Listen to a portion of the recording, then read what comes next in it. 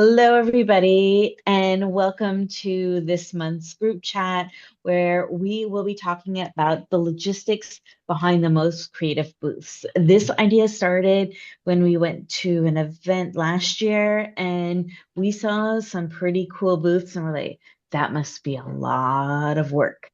And we were like, hey, and we actually have a platform where we can talk about this. So, this is how this session came to be today. And I think we hit the record button, so we're good to go because I have that in my notes now from a snafu we are learning over the years.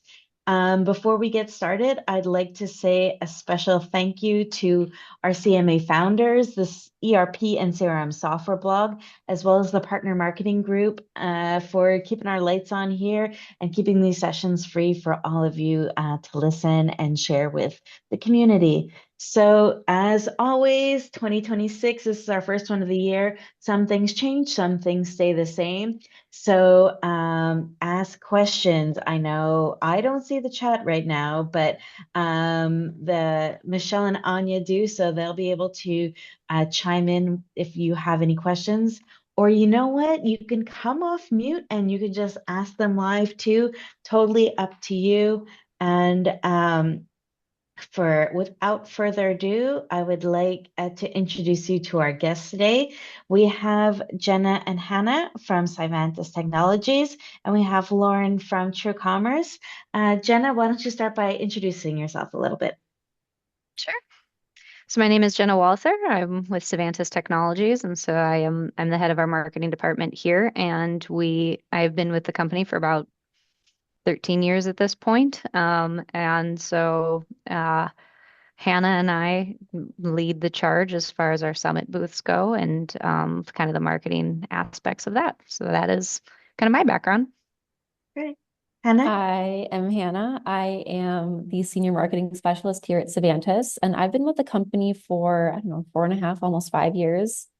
And I was thrown into the deep end with events right out the gate. So I play a hand in the booth every year, and there's a lot to learn still, but we have a lot of fun with it every year. Is there any other way to learn other than being thrown off the deep end? I think That's that right. makes the channel who they are. And thank you. And Lauren, last but definitely not least, Yeah. tell us about you. Thank you. So I'm the channel marketing manager here at True Commerce. I have only been here I'm actually just coming up on my 1 year at the beginning of March. But I Happy am not birthday. new. Thank you. I'm not new to the channel or the ERP, specifically the Microsoft ecosystem. I previously was with another ISV, so this is about my fourth year. And yes, Sam, I know 1 year already. It's crazy how time flies. But essentially, my role, I handle all of our VAR relationships. And so I am typically working with partners day in, day out, running campaigns together, but also doing our ERP events. And so alluding to Community Summit was the event in October. And so that really falls to me. And then I see my manager, Beth, is on the call. So she can make sure I'm truthful on everything I say. I'm sure it's being recorded too, so I'm sure whatever you say, yeah, it'll be the truth. I'm not worried about that. Yes. So, we picked these two, as I said from the get-go, is really for them to talk about their booths. And, we're doing a little bit of show and tell here today as well. So, no pressure indeed from my end because it's all about me. I am not a Zoom user, and here we are. I'm going to have to share my screen so that we can see a couple pictures of, what their booths look like, how did they come to be, and we have music again. Oh, let's edit that out. Um, so without further ado, are you seeing my screen? Yes, it's coming. Yes. Okay, great. Perfect.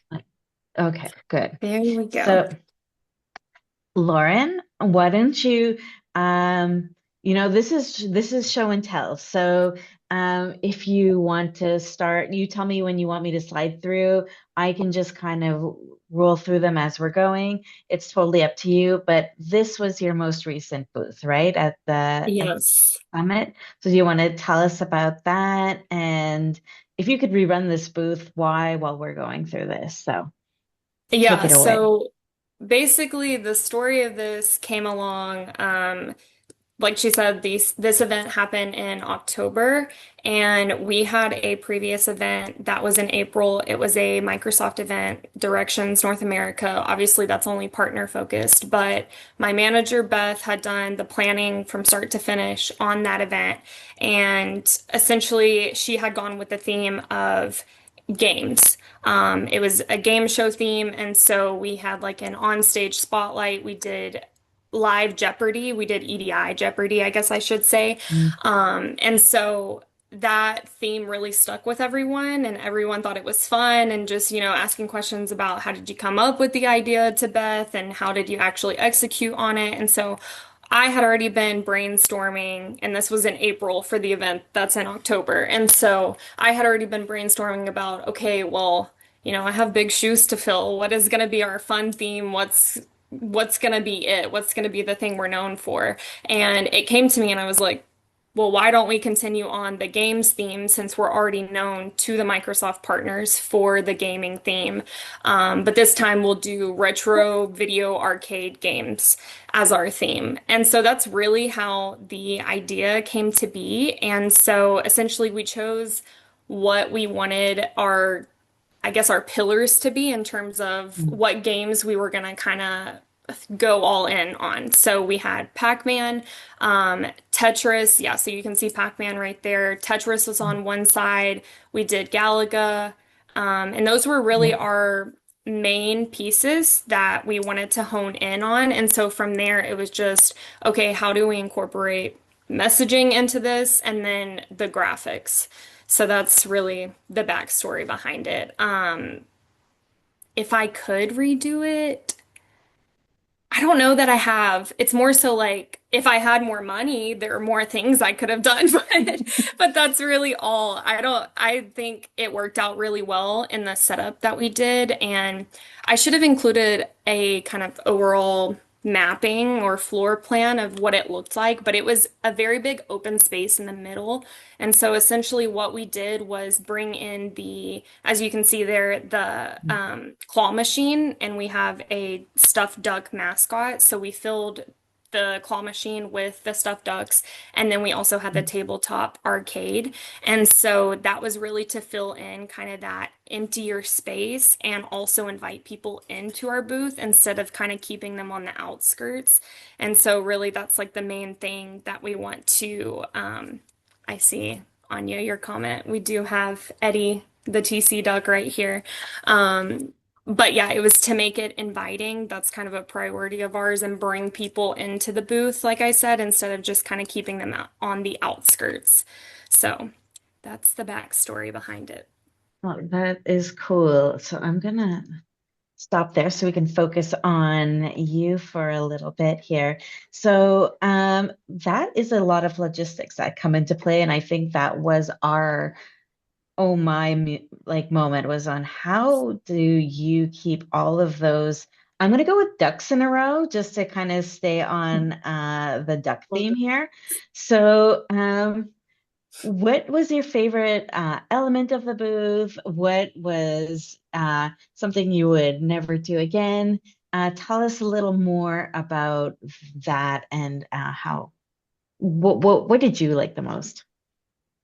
I think what I liked the most was honestly how the graphics turned out. And we didn't have like many spaces to promote or put content across our booth. And so, really, that 12-foot tower was our pillar where we were going to have our information on it.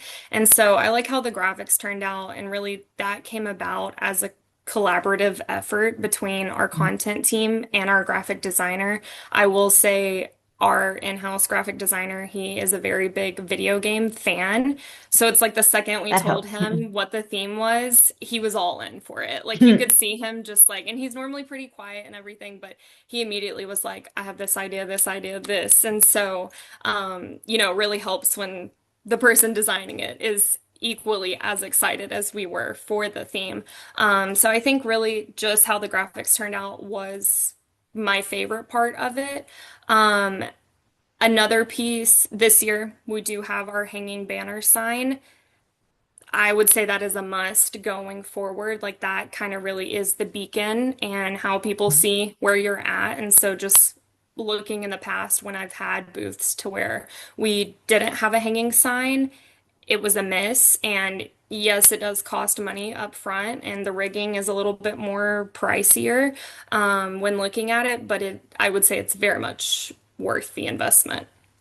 Oh, that's good to know because sometimes when you're building out these things, we'll talk about pushback later, but I'm sure that's one Mhm. thing is like, is the juice really worth the squeeze on this one, or is that really worth it? And I'm sure people are frantically taking notes on that one to share with their team. So thank you for that. All right, and now we are going to move on to Cyvantis who are known for their very cool booths in general. So this year was a speakeasy. Tell us more about it. We can go through all the other ones as you are chatting through it, but I thought this was a very cool concept. So tell us more. I mean, Thanks. Jenna, this was all your brainchild. You can jump in. Sure.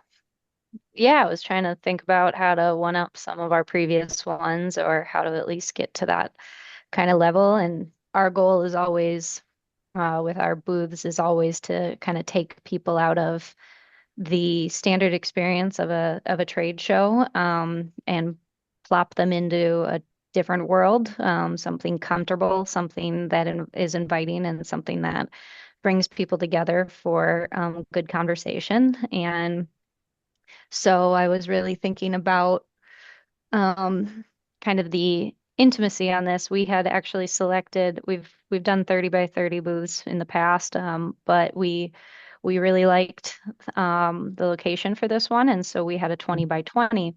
And I wanted to see, I thought that was a fun kind of creative challenge to see how to really bring out the intimacy of a space of that size and be able to still make it really inviting and interesting for people to come in.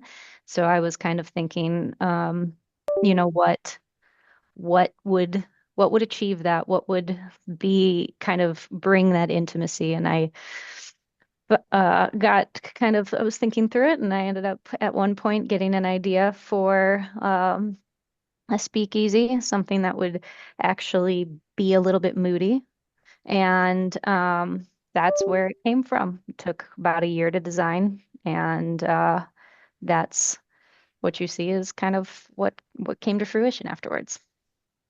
Well, very cool.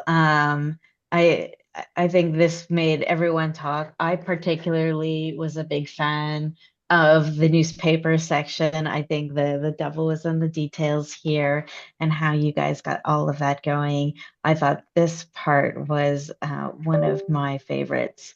Um, do you want me? I can roll through some of your past ones because you were talking about one-upping yourselves on from Sure. year over year. So we can go back. Like this is the one that I was at this year. I Mhm. This was fab. And so this was the year before, who doesn't Yep. like a Tuscan villa? So Yep. A um little more summary. Yeah. We actually ended up putting live plants, like went and got dirt and plants and put them in those planters in That the one was front fun. of the vineyard. All of oh, go those back. tables and things were actual used wine barrels. Oh wow. So you So guys were busy getting all that stuff brought in. we Yeah, Hannah loved it when we I was like like, I think we should go to Home Depot and get real flowers. She was like, what? I was like, the show floor opens really soon. Do we have time to do all that? We But did. I We think got a for lemon tree. us, it's like a mental game that we play of, okay, the booth theme is this. And how do we just keep upping the ante with the details that we can add and add and add until it seems like you're done, and then you're seemingly still not done. Um, so yeah, So I really liked the plants that we had all around the vineyard. We had like I don't even know how you describe them, but we tried to mock up actual grapevines in the back there. Oh yeah, I can see over here. Very Those were cool. live. Yeah. They were Oh, those were alive. grapevines. Y- They weren't live Vines. anymore. At one point they were live though. Yeah. But very fab. I think that goes to Yeah. show you a little bit of the last minute prep work that goes into doing these things, right? Like, Yep. keep keep keep that Google Maps open on where the closest Home Depot is, I'm sure. And Yep. this one looked like a lot of work on the front end to build the cabin. Any fun stories about this one besides having Yeah, I had mimosas to, available? There was some yes, more we red did tape have. with the double-decker structure for There sure. was. There was. You have to go through a little bit more of an involved process with the fire marshal and some other and the show group. And so we got to learn a lot that year about, I don't know, local laws. So, So does that fall into the something we will never do again, and we're going to keep it? no, now I No, know how to do it. So at now some you point, know. maybe we'll do it again Fab. if it supports what kind of the idea is. But Yeah, um, now I know what to very cool. anticipate anyway. All right, and I personally like the little fireplace. Oh, I love That the We was our always say favorite. bonfire. Yeah, fireside we chats. all loved it. We did when the fire marshal did come through to do kind of the look around. It was like, is this fire okay? Yeah. He did chuckle at that. So Hey, not a so real you won him fire. over. Yes, it was a lot of fun. Oh, fab. And then there's the French bistro. Let's go to Paris for a little bit here. Also Yeah. very nice. Real or faux flowers? Those These were ones were Designer. faux. faux. Yeah. Yeah, this was our first kind of big blowout booth that we did. And so this was the one that we had the biggest learning curve on because it was the first one that we did as a kind of full theme. And the booth itself is actually fabric, the same way that you would have for a standard graphic piece. Oh, But wow. then the booth contractor, we were able to work with them to do actual crown molding around to give it that 3D effect that really brought it together. I saw someone in the chat asking if it was champagne or sparkling wine. It was actually this year, technically it was cava, which is not French. We did have a French gentleman who decided to point that out. We were aware, but You're like, we also have a budget to maintain here. yes, Yeah, kind of Um, yes. like Lauren said earlier, if we had more money, we would have probably gotten legit authentic champagne. But you work with the budget that you have. And yeah, Plus, it's a great conversation starter this yeah. French to, bistro was my first time attending this show. So this is the only reality that I've ever known is like jumping into the really, really detailed, how does this even make sense with this type of event, type of booth? Yeah. Well, good on you, because like now you can tackle with anything after this. And I think it's all about the slight details too that we talked about. Did you want to talk a little more about your speakeasy card or any of the posters? Or did you want to save that for later? We can jump either into or. these. All Yeah. right, Like go I for said it. earlier, the details are the fun part for us. So when we're thinking about what kind of marketing materials will be hand out to attendees, those also have to be on theme. We have a bit of a perfectionist streak on the marketing team here. So we really thought hard about how we could fit in something that was informational that attendees could take home with them, but still fit the theme and was still memorable. So we took a lot of inspiration from speakeasy cards that people would use during Prohibition, like a if you know membership card to these locales. So we mocked up a membership card that they could take notes on. There's a QR code that took you to a splashy landing page that also was branded and themed. So this was a lot of fun to come up with and hand out to people. They didn't really know what it was at first, Mhm. so we did have to explain it a little bit, but It was fun. Once they got it, they were good. Mhm. And these are some other posters that you guys built for the show. Yeah, I drew the Migrate Now one on the plane. So that one really Very was a nice. last minute addition. But honestly, I chuckled when I saw it. I'm like, oh, that's clever. So I'm sure other people mention it, but you get extra snaps from the marketing people here today for these ones. And truth be told, safe space, I wanted to steal one of your newspapers. I thought they were so clever. But I didn't. And I think it's, like you said, the devil's in the details and a great addition to making it memorable and noteworthy. So, you- which one was your favorite? Now we've seen all the years. Do you have a personal fave that stays close to your heart? Is it the first one, the last I'm one? still partial to the bistro, but I think the speakeasy had the most opportunity for some of those details, those off the beaten path additions that you can put in there. So I think this one is very near and dear because it really pushed us creatively. No, I that's love all cool. of my children. You, I was gonna say we love all our children, but we still have a favorite. We just don't say it out loud. It's okay. We have a couple people here. I think the French Bistro is a favorite, just because of it was very It open was and the cute, first. and yeah, and it was first. So I've got a couple of coworkers that have kind of said the same as Hannah, and then I think the Speakeasy did end up coming up second for a lot. The cabin was really fun for people just because you can stand out and look over the show booth, or Oh yeah. all the booths in the showroom. So that was really cool. Um, but logistically more challenging. So, They all have their favorites. So, Mandy, I see your question. I think that is a good segue into our next point. Thanks for showing and telling and making me sweat yep. on showing a PowerPoint and trying to talk at the same time. I don't know if we're gonna do that again, ladies. I think this was a one-time only thing. So how long does this creative process work? How do you come up with these ideas? Who's in the room? What objections do you have to overcome? Um, Lauren, why don't we start with you? What do you see in your whole process from start to finish? Yeah, so the process starts pretty early, and our booth obviously was not even as detailed or as intense as the Savanta's booth.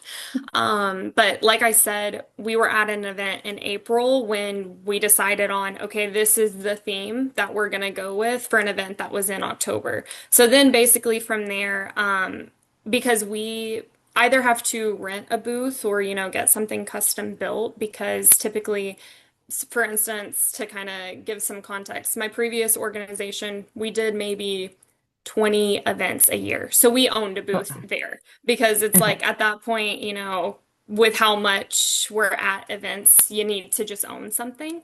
But with True Commerce, ERP events wise, we're probably doing 6 or 7 events a year, specifically focused on ERP. And I would say, off the top of my head, 3 of those are turnkey booths. So that's not Yeah. something where, you're not going to need to be vetting a vendor or anything like that. But with Community Summit, we did need to vet who we were going to use. And we reached out to a few different people, and booths are really expensive. Like, I don't know if people realize how expensive things are. And honestly, Jenna and Hannah, if y'all don't want to say it online, I would love to, chat over email and know how much your booth cost.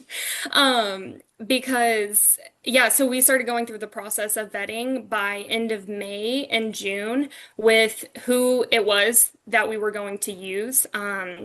As our vendor as to build the booth essentially.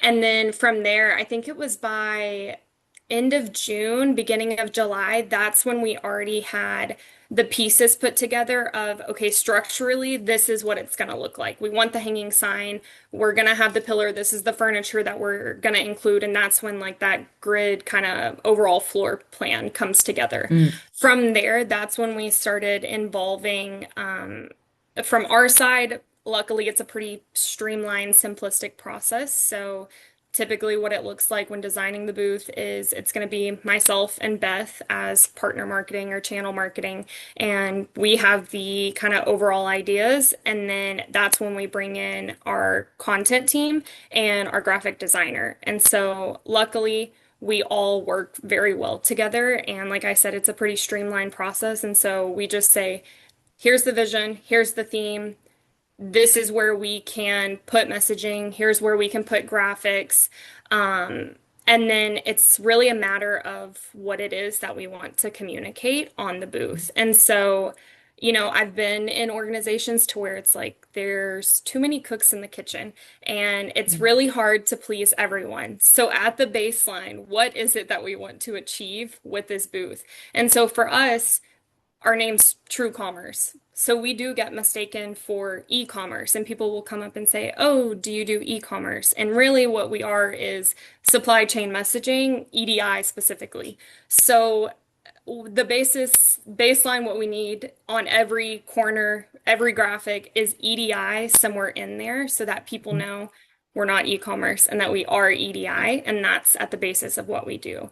And then the other thing to consider is who are we trying to appeal to? Like if I'm an attendee, I'm a user walking around, I want to be able to easily look at a booth and say, okay, that's what they do, and here's who they do it for. So for instance, our priority was making sure that EDI was on the booth and that we integrate with Business Central and finance and supply chain management. So that again, people are walking up, they know what they're getting into when they're walking towards the booth.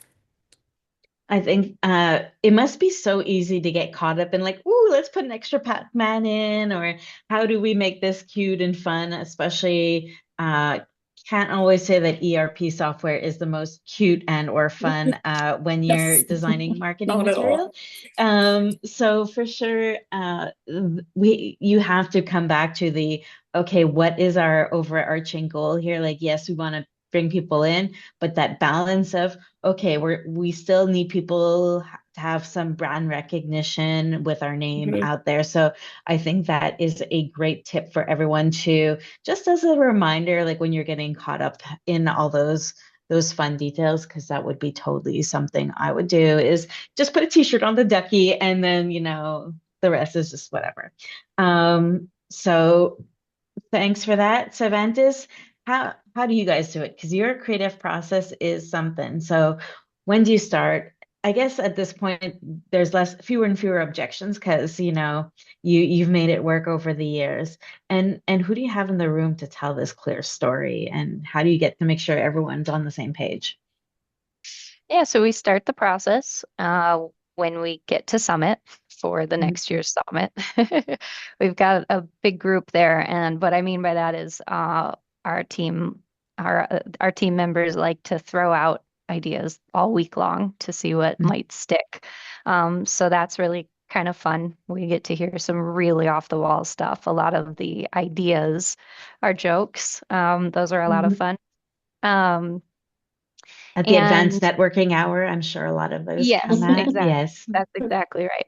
Mhm. So we have some fun with that. Actually, the cabin booth idea, what we had before the end of Summit with the bistro. Yeah.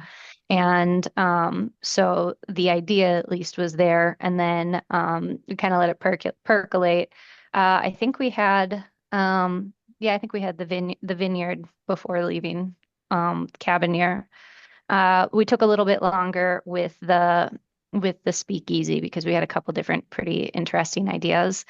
But normally we'll have kind of the initial ideas within a couple of weeks of the prior one, and then our process is me toying around with the ideas for a couple of months. I do CAD drawings for each of them, so I'll go and kind of figure out how it would work to effectively kind of vet out whether or not the concept can come together effectively in a way that um, will allow movement in the booth, will allow kind of the intimacy that I talked about earlier. Just basically, is it going to work? We have to have that done pretty much by the same time that Lauren kind of gave, as you really have to have that kind of stuff done April or May if you're going to have any shot of making the rest of the timeline. So kind of echoing her on that.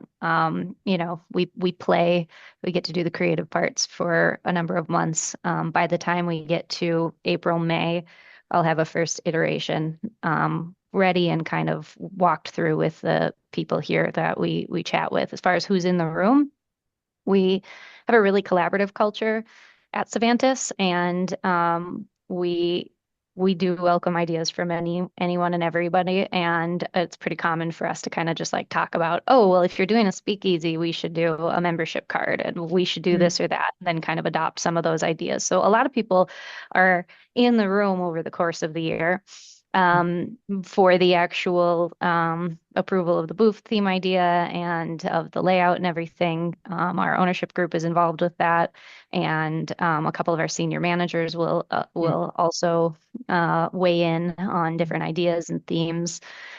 So yeah, it's an active discussion all year long. If concerns arise over one element that might work better than others, we incorporate those changes throughout. We get in touch with our vendor around that April, May period, and then they come back with the actual drawings and make sure that the brainchild is feasible.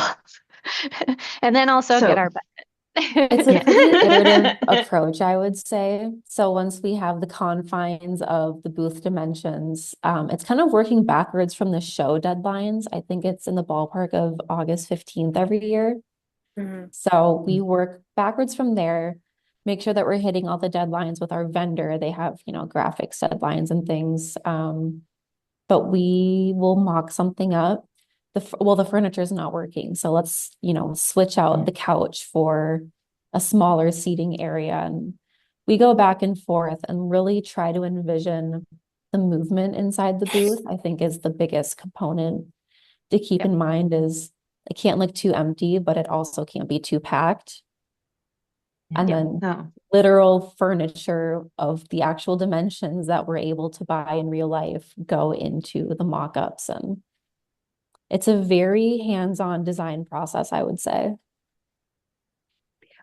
So a couple of those questions I'll answer real quick. The budget ranges each year depending on how big we go, what we're trying to achieve that year. So it's a very broad range. Each of those booths cost wildly different numbers. You can kind of guess which one was the priciest. It was the double decker. And we have a whole cost justification that we'll do, and we'll kind of identify what we need to do for each one, and kind of work through the approval process on that. But like I said, it's very collaborative here, so we've got full buy-in from day one from the whole team. Everybody's loves doing the themes, so that makes it a lot easier. We don't really have a whole lot in terms of objections to overcome because the conversation is just so open the whole time. Where do we get the couch? I think Hannah got that from Wayfair. The player piano. That was a local rental. Yep, that was a local rental. We did not actually have a desire to own a player piano at the end of that, so not sure what we would do with that afterwards. But we partnered with a great rental company nearby. Lauren, is that what you did for the little claw machine too? Yeah, the claw machine and the tabletop arcade. Luckily, a lot of these events are happening in places that are like huge metroplexes, so it's not very hard to find vendors. But yeah, like again, if you're looking at budget constraints or anything, like I said, we were trying to fill that space in the middle of our booth. It is a lot cheaper to get a claw machine and an arcade tabletop and make it a part of your experience rather than maybe building another column or incorporating demo stands or anything like that. So it's just things to think about when building your booth. So, do you ladies have, just between us girlfriends, do you already have your theme for next year picked out? Do we already know this? Because there's ideas in the chat that are going. So, yes, it's already picked, or you don't have to tell us what it is. We're down to a couple. Okay. They're still in my head, so Hannah doesn't. Hannah doesn't even know. I She's don't not privy to that know. She Oh. likes to information. She dangle knows things some. above my head, and it scares me a little, but surely I'll know Should- soon. Okay. That's funny. Beth and I have discussed a few different ideas, so they're out there. It'll be Okay. decided upon again, probably in the April time frame. So, Mhm. yeah. Oh, I was just like, do we get a partner Channel Marketing Academy exclusive here? But I guess I'll wait with the rest of it. It's all good. But I always find that creative process so interesting. And then for me, it's the logistical challenge when you're talking about rental things. How do you do it when like you have to just put blind faith into people that that's going to arrive or that's going to look on how it is? Have you had any gotchas or tips for the audience that you've learned over the years when it comes to buying stuff sight unseen or renting sight unseen? Lauren, do you have anything to share? A few different things. So typically, for instance, Community Summit, they contract Freeman. They're well trusted. Like that's the show organizers that they use every year. So it's not like necessarily blind faith there. I think that's pretty safe to say. But there are things that happen and you kind of just have to let it go. Like I've had to where they configured the booth wrong, not Freeman. I'm not Yeah. saying they, as No, in no, no, no, Freeman. no, no, no. You're good. You're Um, good. but they've configured the booth wrong and like they put a monitor on a cling or like a graphic where it wasn't supposed to be. And so then there were small little holes in the graphic. And so it's like doing things on the fly of like, okay, well now we need to switch that cling to be on the inside of the booth so it's not as apparent, or we need to find something to cover it up. Or at the end of the day, maybe that's just like our smallest fish to fry and it's just going to be Mm. what it is. I have had like I've had gotchas to where one time I had a 20 by 20 booth and I think the show was opening at 8:30 or 9 a.m. and it was 8:30. They still hadn't vacuumed our 20 by 20 booth and there was white fuzz everywhere on this black carpet. And so I'm thinking, and I've already gone to the show organizers, I've already gone to the help desk, all the things. And so in that split moment, I found a random man who had a vacuum cleaner, his personal vacuum cleaner in his booth, and I had to run over there and I was like, I will trade you swag items if I can use your vacuum cleaner to vacuum my booth. And he said, deal. I was like, I promise I'm trustworthy. I'll bring it back. And so there I was at 8:30 in the morning, rapidly vacuuming. Like the booth staff, like my coworkers are standing around. I'm like, move, move. We got lint to get off this carpet. Or, you have to wrap tape around your hand and get the lint off the floor. So always have a plan Always B something. for things Yeah. like that. Do you have Anya's asking if you have a survival kit. I always had duct tape and a steamer in my travel kit of stuff that, Yes. you know, you're going to need at one point or another. Is there anything in yours that you have as must-haves in your trusty typical trunk?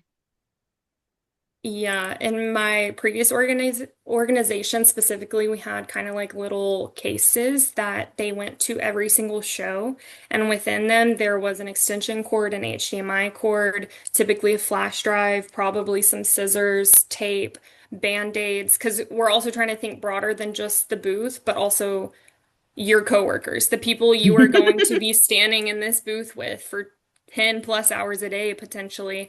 Like, what could they need? So we would have cough drops, we would have like hydration packets, gum, like anything you could think of just to be prepared and as helpful as possible.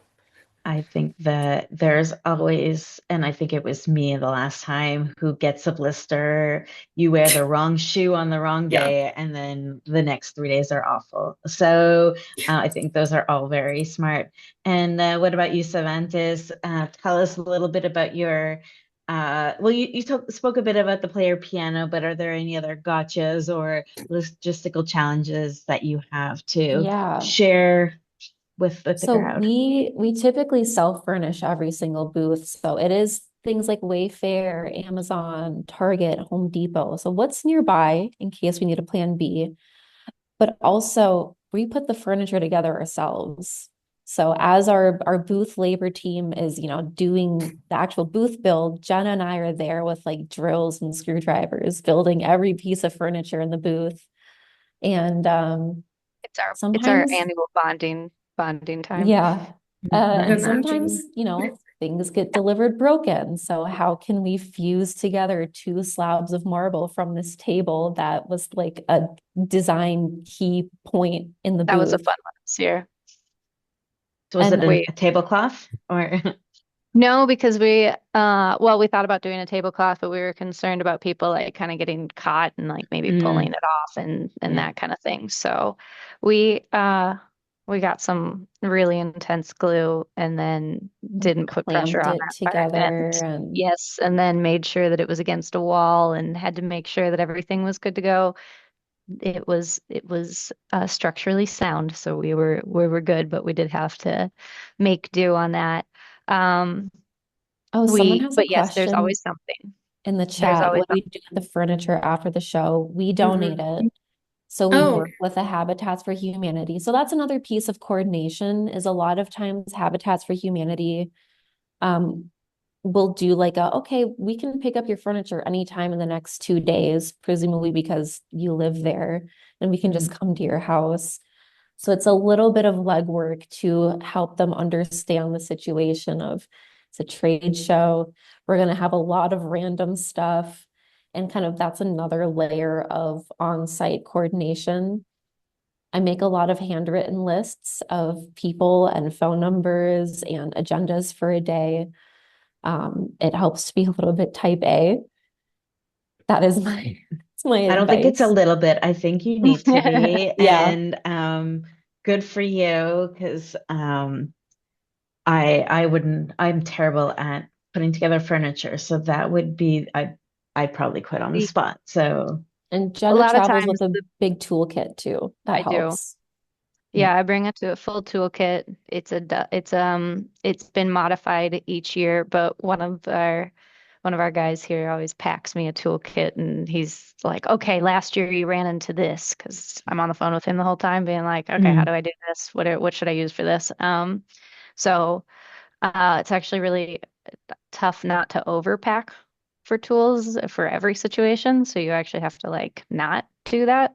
The booth contractors do often get very entertained and help us out with things too. Take a break from the big stuff and like to help with chairs and stuff every now and then. Mhm. So that's really fun. Um, and then I usually handle the tape and kind of the stuff that Lauren was talking about, tools, tape, Mm. things of that nature. Hannah takes care of all of the like, Jenna, I brought you snacks. You need to eat them and Protein Band-Aids bars. and Tide Pro. She's always got our backs on that. Oh, so you make a fab tag team. Yeah. I think that segues well into my next question is how do you decide who comes, who does what? How do you get into personas in the booth? Because it does take a village when you're building a mini village in a trade show booth. So, Lauren, who comes, who wants to come, who's your helper? How do you kind of build all that out? yeah. So we kind of work backwards. So we see how many passes were allocated and then like what budget we're working with. Obviously, the most obvious people are our sales team. And so luckily our sales team is structured based on ERP. And so they're kind of all segmented in their pods. So it's pretty apparent who's going to attend an event. So if it's a Microsoft event, we have three salespeople that are going to handle that. We also typically include sales engineers as well, because they're the ones who know the integration in and out. So for prospects or existing customers who come over and have those nitty-gritty details or want to know those details, those people are kind of the forefront. They're the face of that. We've started implementing, and this is like a recommendation from Beth, is having customer or our account management at the Mhm. event live and on site because I think it's kind of a given that at any moment, or at any event, really, you could have a disgruntled customer or somebody who has questions. The difference that account management makes, having them live and on site and talking to a customer and resolving that issue in real time makes a world of difference. And so now they are really vital to every event, and there's always a ticket slotted for them. And then we kind of just branch it out to say, maybe like on the product team or a few other events, and we say, here's when the event is. Our tickets are allocated. Do you want somebody to attend? This is the price. And then, of Mm. course, if they say yes, because then we have separate budgets that we work from, they say yes. I still handle all the logistics of getting them registered, making sure they have their hotel, making sure that they're on all the prep calls that we have, and still being that single point of contact. All right. So Yeah. it really is a village that goes with you.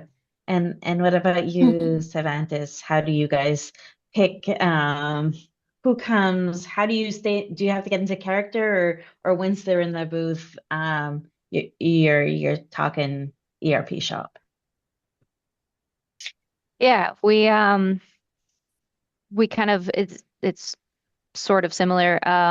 We have a couple of people who pretty much always come every year, so our sales engineers are always on site with us.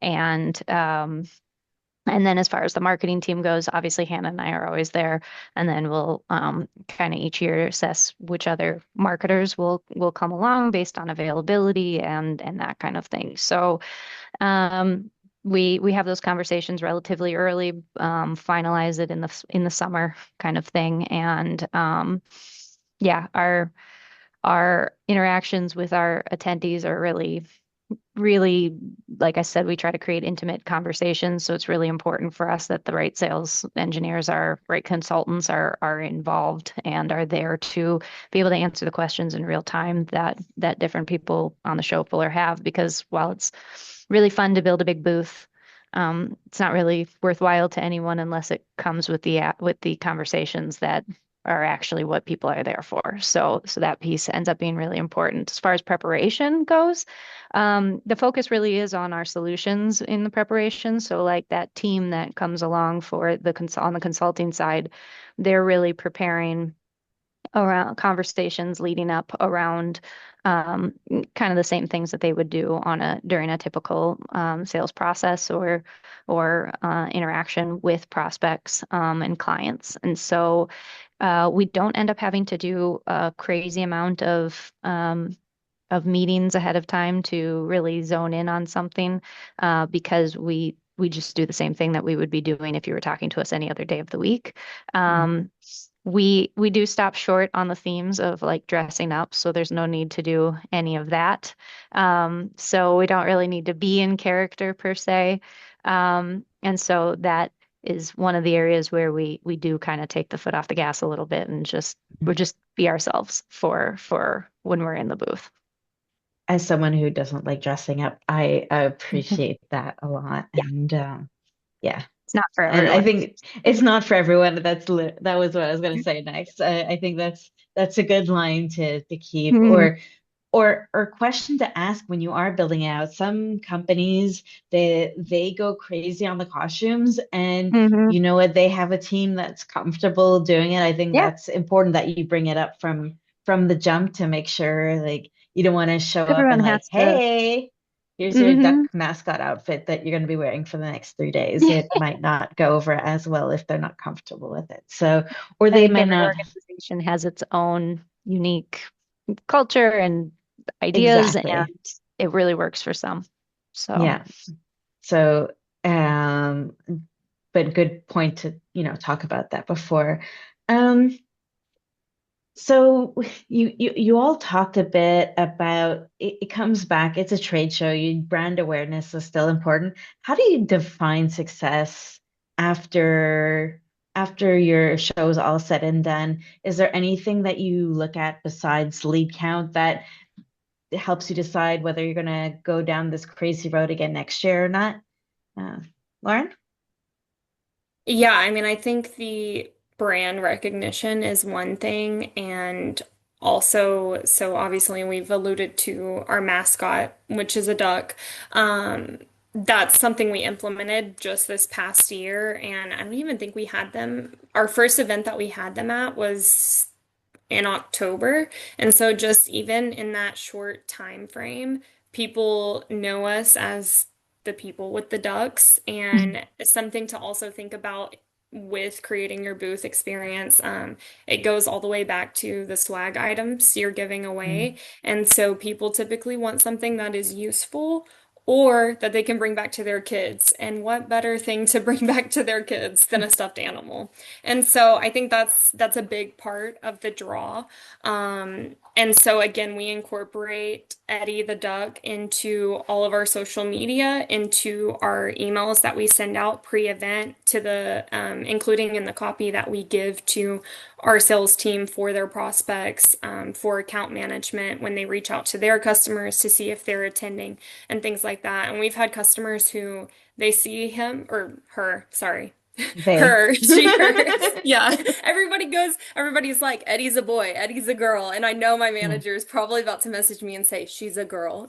But, so we've had customers reach out and say, we've seen the duck on social media, like on LinkedIn. We want one. How do we get one? And, we just ask for their address and we send them a duck. And so it's kind of just like going that little extra mile. So I'd say that's the main thing is the brand recognition. And then beyond just leads is also, how many meetings we have set with our partners, the discussions that we've had, and maybe nothing tangible in terms of a partner handing a lead over to you. Mhm. But if you had a good conversation and said, here's how we can go to market together, or you like the channel manager gets a introduction to a new team member from the partner, like that's still a success in our eyes. So that's how we measure it. Cool. I like that there's not just one single way of looking at it. And I think it's Yeah. important because they change on the day, the year, and the conference as well. And Savantis, what about you guys? What do you look at as a successful metric? Yeah. So we are always kind of looking for, obviously, our main metric is how successful were our conversations, is how many of those conversations continue afterwards. We don't go off of raw leads, like a number of scanned badges or anything like that. That's great if we get a certain number of scanned badges. That can be nice for like marketing lists or that kind of thing, but that would not be something that we kind of consider to be a metric of success. We obviously put quite a bit into the booth, so our goal is to have real conversations with prospects that come back with us. So we are always looking to at least have a handful of really good partnership fits. So we are super. We put a lot of emphasis on the concept of a real deep partnership where we are working with our prospects, our clients in lockstep all the time. And so that means that we're looking for the right partnerships as much as our clients are. And so if we have some really good conversations in the booth, sometimes it's just like anything else, when you meet people that you really just click with, it Mhm. and that works. And we like to have a handful of those each time that can just become really solid partners and clients for us. And if we get a handful of those, we know we did a good job. And so that's the whole reason we're here. So Yeah. No, and that's good. And I think in the end, it's not all about leads and that, okay, we have enough to come back again next year and have that Mhm. idea from advanced networking come to life. I think there's something to be said about all of that. So Yeah. I didn't see this hour fly by. I love talking about these types of things and perfect timing right before trade show season begins. So I just wanted to say thank you also for our continued support from Vicinity, UST Pay, Partner Talks, MSDW, Marketeria, and OMSI for keeping the lights on here and supporting this little channel that could.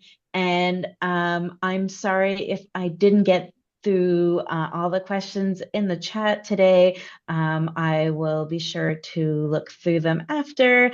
And I want to say thank you to our panelists for coming in and talking to us. And hopefully it wasn't too much PTSD from your side of it to relive those moments. And looking forward to seeing what you have going on in the upcoming year. Um, Last but definitely not least, please take the time, if you haven't already done so, in the partner marketing group. Their survey is live and need our input.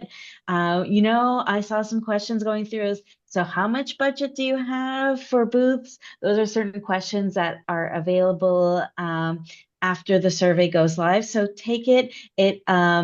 Once you take it, you get first, like, hot off the presses access to the data. And I think all of us, we're on the same pretty much ballpark. So it's something that I use as a great resource when I look at asking for budgets in the upcoming years. And I also can't believe we went the entire hour without saying the word AI. So here it is.